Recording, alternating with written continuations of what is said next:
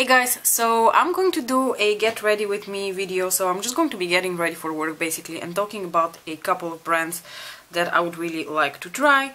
The reason I'm doing it in this particular setting is because I feel like I just, do these types of chatty videos a little bit better when they're in the setting of a get ready with me. I for some reason still feel very uncomfortable talking to the camera, just talking to the camera and chatting away. Some people have the talent for it, I just don't. So I'm just going to, put on my makeup and chat with you. So the first thing I wanted to say is actually not related to the topic of the video, but yesterday I filmed my color drain vivid pigments dry on haul type of thing, and I noticed when I was editing it that I looked really like, I think from your perspective you would think, oh, she looked really like she didn't care or a bit apathic. Is that the word in English? I don't know whether that's the word in English. Anyway, basically what I wanted to say is I was just really tired. I am now getting to the point where I am starting to feel really tired again. In my first trimester I was exhausted. It's nothing like what I feel now. In my second trimester I kind of regained my energy and I felt much more like myself, but I think that as the weeks are progressing and the baby's getting bigger, I'm getting bigger and more uncomfortable, I'm also feeling more tired, so you'll have to excuse me for yesterday's video if it bothered you that I was a little bit minor. I don't know, maybe you didn't even notice. Mention it in case you noticed and you were like, what's wrong with you? Anywho, so I am going to be talking about a few brands that I would really like to try, and for several common reasons I haven't tried yet. Most of these brands I haven't tried due to either availability or I haven't been sparked by a product yet even though I'm really interested by the brand, or their high prices, or stuff like that. But let's just go brand by brand and I'll just talk about each of the brands individually.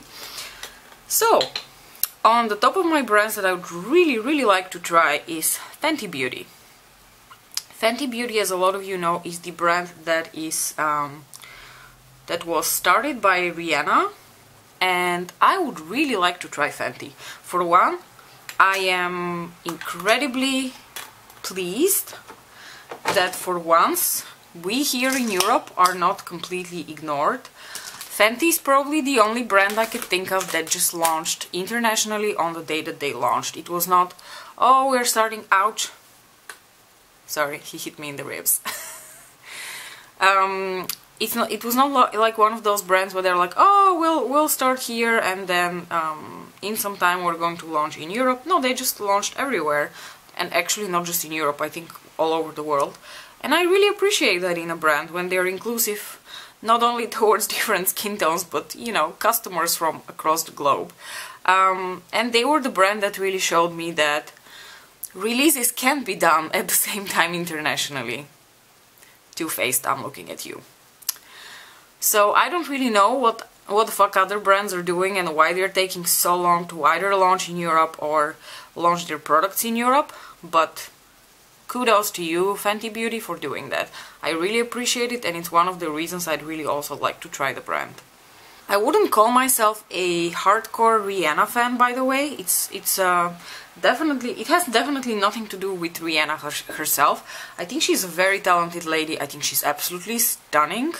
And just going to throw this in, by the way, I'm going to do my makeup today with my brand new Nubian 2 palette from Juvia's Place.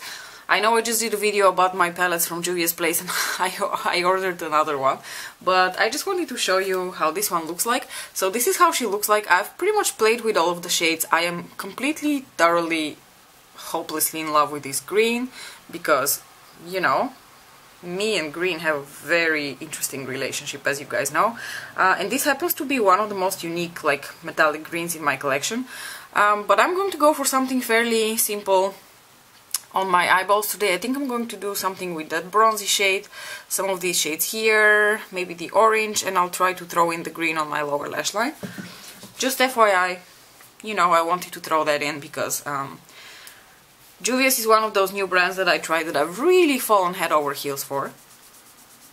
So back to Rihanna. Like I said, Riri is gorgeous. I think she's absolutely beautiful. I think she's a very talented artist. I do enjoy some of her music, not all of it, but you know,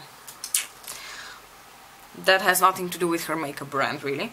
The thing with Fenty Beauty and why I haven't tried them so far is I just was never, like, none of the products they released ever seemed to really intrigue me much.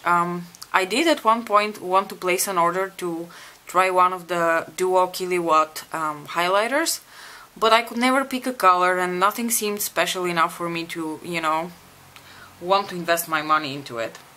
And we, by the way, can get Fenty Beauty here through the French Sephora, because they stock Fenty Beauty, and I think they also stock the new releases as soon as they are released.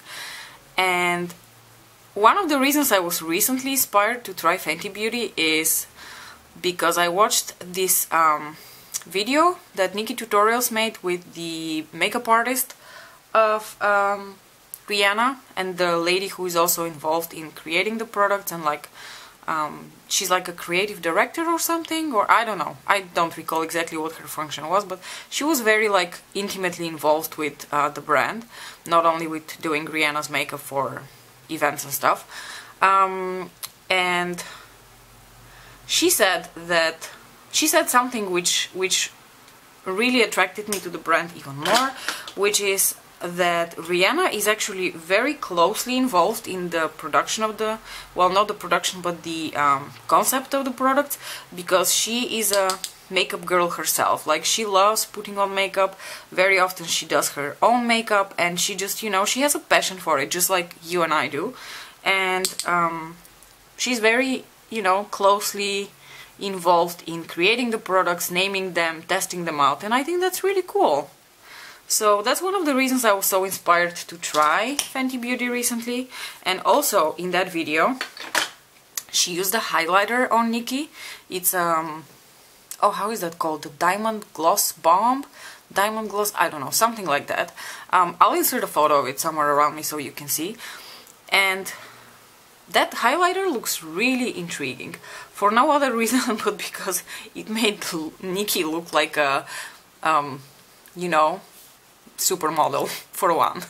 And she also used that really interesting technique to apply the highlighter, so she kind of did this and this, and I thought it looked beautiful. I think you would have to go for like somewhat of a lighter eye in order to do that thing and really rock it, but the way she did it looked so effortless and so stunning and beautiful, and I was like, yes, I want this highlighter. So now I want that highlighter. The only problem, or it's not really a problem, but concern I have with it is it seems to have a white base, and I'm not quite sure that's gonna work out. It has some sort of like a super fancy formula, and I'm just really curious to try. I've been also curious to try the foundation. I'm just a little concerned that a lot of people say it's a very drying foundation, and I can say my skin has been very oily recently to really benefit from a very mattifying and dry foundation. I don't know. So I'm interested in the foundation. I'm definitely interested in the gloss, that universal lip gloss she released. She's also coming out with another gloss, by the way, but I'm not interested in that one. That one looks way too like white based for me. But the previous one, the universal gloss bomb, I think it's called, that one looks really intriguing. I've been into glosses recently because my lips are quite dry again, and I've been really into wearing my Anastasia and Urban Decay glosses just on their own, not even bothering with lipstick underneath. So I'm intrigued by Fenty Beauty. Do you guys own something from Fenty, and what would you recommend that I try? Because I don't know, I really want to try it. I think it's a really cool brand. What do you guys think? Do you have any recommendations for me to start off with Fenty Beauty? I'd really like to try them. They have eyeshadow palettes as well. They've released, I think, at least 2 eyeshadow palettes so far, but none of them spoke to me at all. And I'm still waiting for her to release an eyeshadow palette that I'd really like to buy. But before that, I'm not just going to buy something for the sake of trying it. The next brand I want to try with, and I'm really excited to try it, and I've spoken about it before, is Pat McGrath Labs. Okay, actually, I'm lying. I do have one product from Pat McGrath. I have a lipstick, which I don't like. And it almost makes me feel like I'd like to believe that I haven't tried the brand yet, and I want to give them another chance. But yeah, aside from that lipstick, I haven't really tried much from Pat McGrath Labs, and one of the reasons is obviously the prices. They are completely, utterly ridiculous. And second of all, at least up till a few months ago, the brand was somewhat more available to me because I could order them via the American Sephora. However, the American Sephora decided that we European customers, or at least Dutch customers, can go fuck ourselves, and they have banned us even from the website. Like, I can't even open the American Sephora website. It just immediately redirects me to the French one. So we are not only no longer allowed to buy products from the American Sephora, we can't even look at them anymore. So lame. Anyway, the topic of a completely different video.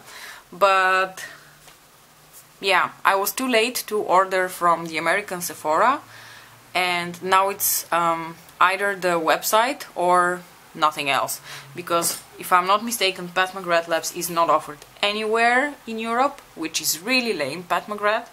I did once register for the Pat McGrath website, but guys, aside from her products being ridiculously expensive, her shipping is fucking $25. Are you fucking kidding me? $25 for shipping. Come on. Get your act together, Pat McGrath. If you're going to charge me $125 for an eyeshadow palette, at least make an effort to lower your shipping rates, because they're ridiculous. So, high prices, incredibly, like, pricey shipping rates, and mind you, if I order from Pat's website, I'm gonna have to pay, let's say I want to order one of those palettes, the eyeshadow, the mothership palettes, because honestly those are the ones that I really want to try. One of those costs $125. Then I'd have to pay $25 for shipping, and aside from that I'd have to pay 14 euros of import taxes, and aside from that I'd have to pay 21% on my purchase customs.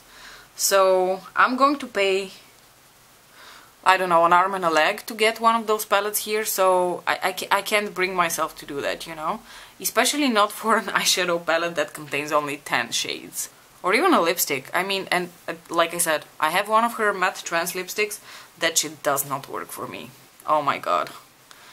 It looks dry and flaky as fuck after a few hours. Like, I can wear it for about an hour before it starts to look like shit.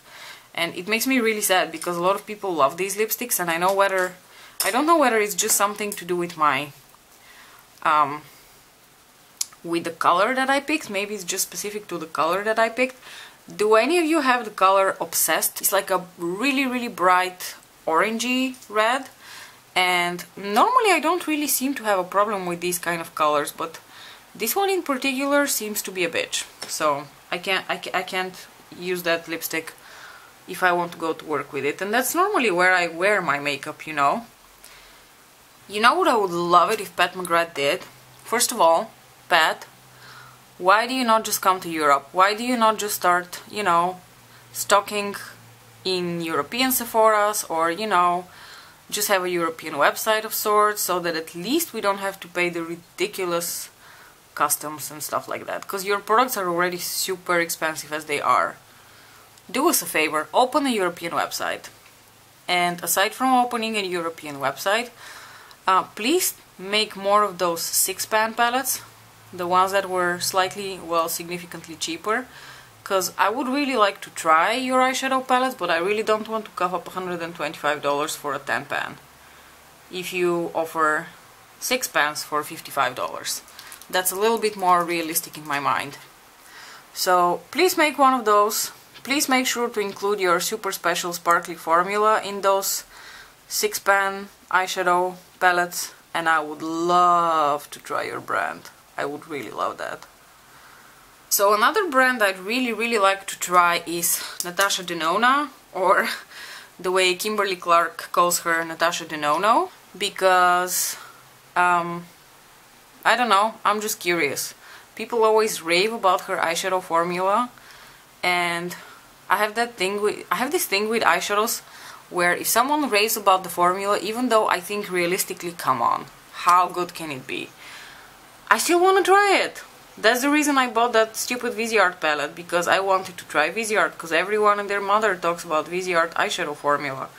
And now that I've tried it, I can tell you, sure, it's good, but it's nothing, you know, to lose your panties over. But Natasha has pretty much the same problem as Pat. First of all, she has absolutely zero European retailers. They used to stock Natasha Denona products on Beauty Bay, but if I'm not mistaken, that didn't last very long. And I can imagine the only reason they didn't do that for very long is because people just weren't buying that shit. Because it's fucking expensive. I don't know what's up with brands like making such expensive, lavish eyeshadow palettes. I just don't get it, because in the end of the day, we all know that you're not going to reinvent the wheel with any eyeshadow formula. So I don't really know why they have to make such ridiculously expensive palettes. At least in the case of Natasha, she puts a lot of eyeshadows in those super expensive palettes. Do guys, any of you have these palettes? Are they really that special? Should I be lusting after them? Or do you think you already have enough in your collection that that brand will not impress you super much? I'd really like to know your opinion. You know, if you're able to talk me out of any of these brands, then please go ahead. You're going to save me a lot of money. So anyway, like I said, Natasha has the same problem as Pat for me. She's wildly unavailable to me. Like, there's no European retailer that I have found of Natasha Denona. And since we can't shop from the American Sephora anymore, that ship has sailed as well. So I think they stock Natasha Denona on Beautylish. So potentially Beautylish could be a place I could order her shit from. Obviously, I'd have to pay again an arm and a leg because, you know, shipping, customs, import taxes, all that kind of shebang will go along with it. But if it's that special, maybe someday I will cough up the money for it. I just don't know if it's worth it. So these were pretty much the 3 brands on the top of my list that I would really like to try. Don't forget to tell me what kind of brands you're interested in. And since I'm still not finished with my makeup, we can just continue chatting about other things. Let's chat about the obvious. Have you guys been following all these dramatic events that have been going on YouTube lately? Like, I feel like my feed is only filled with drama videos and drama channel announcements and shit like that. And at first I was irritated about it, but then I watched videos from this girl called Pretty Pastels Please, and she did a very like interesting breakdown of the problem. But the first thing I wanted to say about it is I don't really know why people are so butthurt and so like upset at the amounts of money influencers are making on YouTube, or not why they're mad at it, but why they're so shocked. Like, I don't understand why people are shocked. Like, did you really think that, you know, Jacqueline can buy $1 million worth mansions if she wasn't making a shit ton of money? Don't get me wrong. If it boils down to, you know, unequal distribution of wealth and assets in the world, yes, of course I'm pissed as well. But when it comes to a reality check, think about it. Of course these people make a shit ton of money. They work with multi-million-dollar brands and, you know, conglomerates and corporations and stuff like that. And they're basically providing them with commercials for their products. And not only that, they are targeting the exact audience that will be interested in these products. If you put a commercial on TV for a mascara, it's going to reach, I don't know, 10% of the target audience, because, you know, a lot of people won't see the commercial, a lot of people will not be interested in it, yada yada yada.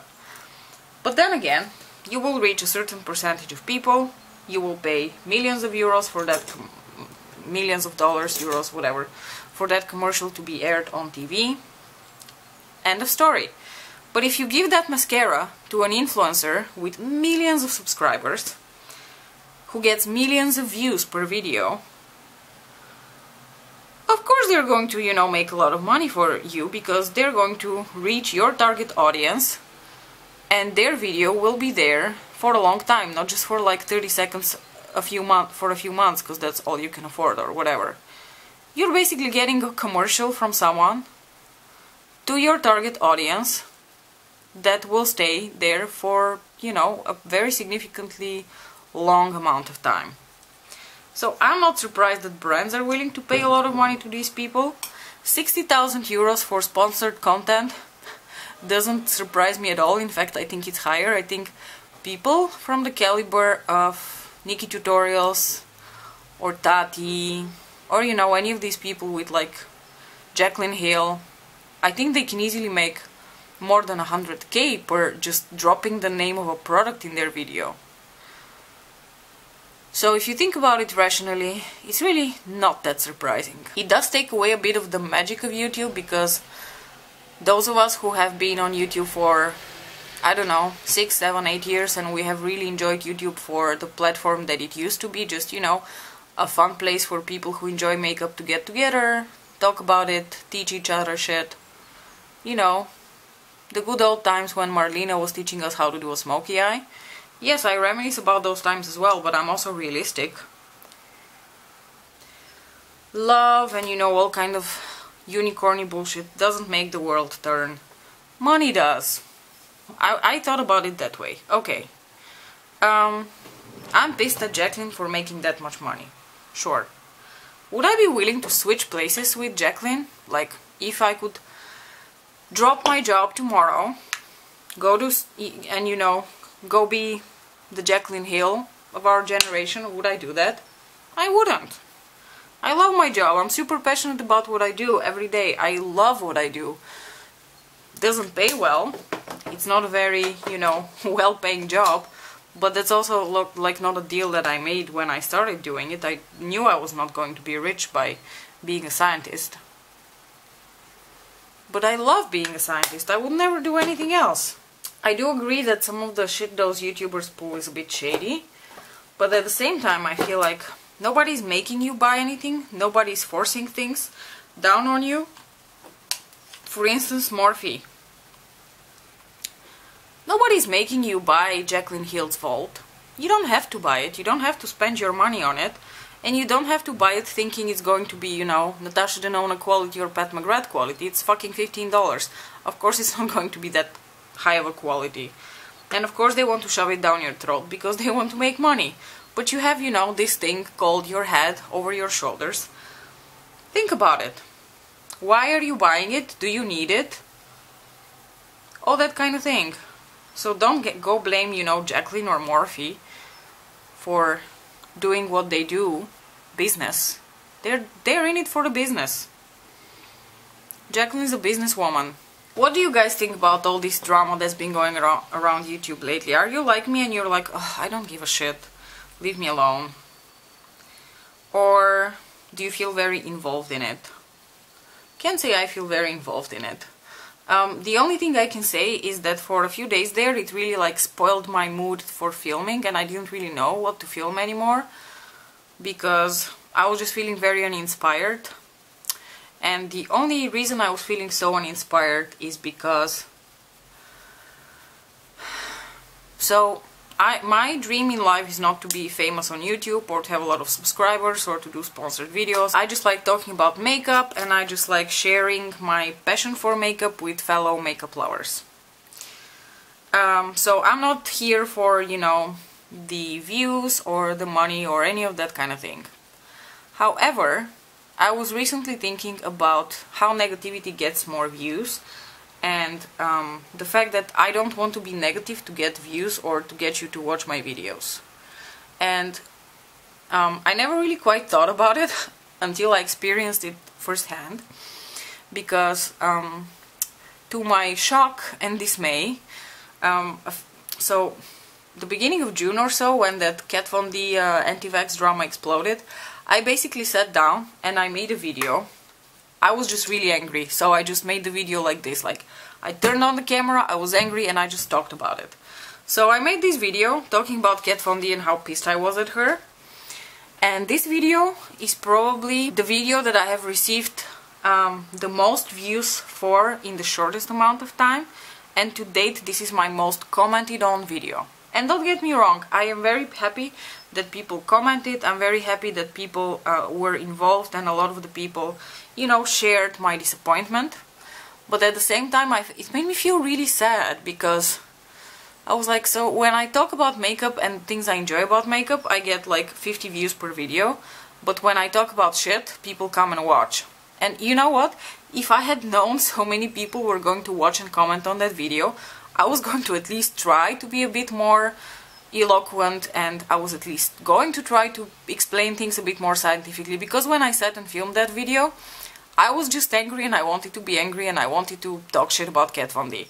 I wasn't even thinking about, oh, but I'm going to reach a lot of people, maybe I should really make this more of an educational type of video. No, I just sat down, filmed angry. So that whole realization made me feel really uninspired, like the last 2-3 weeks. So I haven't really been feeling like doing anything in terms of YouTube. And then I thought, you know what, fuck it, I'm just going to go back to talking about makeup, doing my thing. And if people don't like it, then they won't watch. And if they want me to talk shit about stuff, I'm not going to do that just to get views, because that's not what that's not why I'm on YouTube. I hope my rambling didn't make your ears bleed. I'm pretty much ready to go to work now, and I feel like I have nothing else to say about any of the topics that I was discussing.